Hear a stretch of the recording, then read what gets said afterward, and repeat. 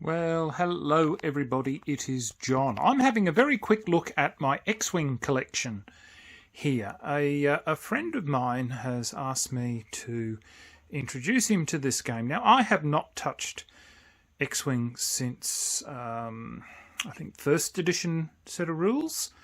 And a lot of these models and that came from a club that I was associated with during their buy, swap, sell days, and managed to pick up multiple vessels. And to be quite honest, how many X-Wings do you really need, or TIE fighters? I don't know, but look, I've managed to acquire them.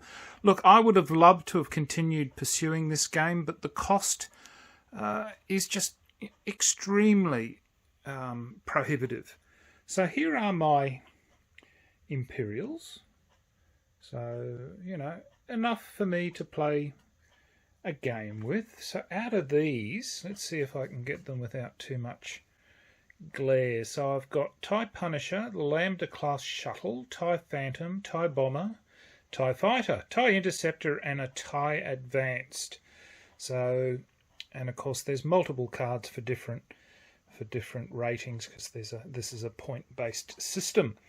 So they are the Imperials. Now, I must admit, look, the detail on these ships is quite decent.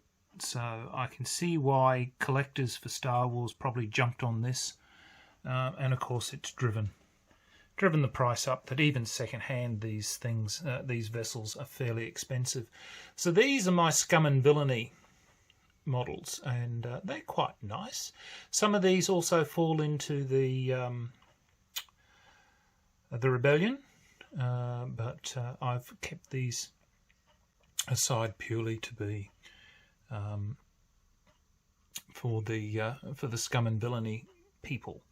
So out of here, what have we got here? We've got a YV666, a Hawk 29D, Z95 Headhunter, a Kirax Fighter, an Aggressor, the Fire Spray, which we all know is synonymous with Boba Fett, a Star Viper, Y-Wing, and an M3A Interceptor. So they are all my Scum and Villainy that I have. Now, here is the Rebels, and all of these are fairly iconic vessels. I wish I'd have actually picked up a few more Y-Wings, but again, it's one I think is more than enough. I really don't want to play large battles. Small ship battles is always the best. So what have I got here? A-Wings. Why have I got two A-Wing cards out? Let's remove the other A-Wing card. No need for that to be there.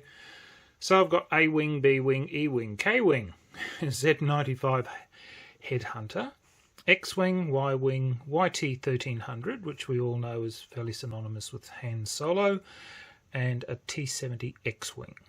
So that is my small collection, and of course all the bits and pieces are kept here in a box. So I've bagged all my vessels so that I can, you know, if I want to find the Punisher, all the stuff sitting in there.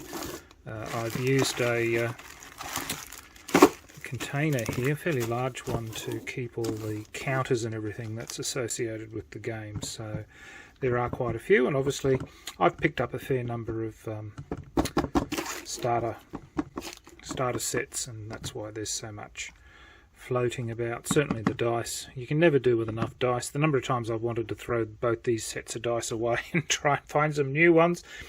Yes, so that's those, and then I've kept all the little equipment cards. This one here's out of sync at the moment, but you know, I've made little things to separate the vehicles. The cards apart, so you can at least find. Oh, here we go. So I have written on there what they are. How very nice of me. So, you know, I've got cannons, and I've broken them up so that I can go searching. Not the best of methods, but look, it works. It's functional. So anyway, there you go, everybody. That is X-Wing. Oh, hello, Pippi. There's the Emperor sitting on his throne, aren't you? Hey, he says, I don't know about this, Dad. He said, you always try to get me into every video, and yes, I do. Yes. Anyway, thank you everybody for watching. If you've played X-Wing, let me know what your thoughts of the game were. Till next time, signing off, the Honourable John.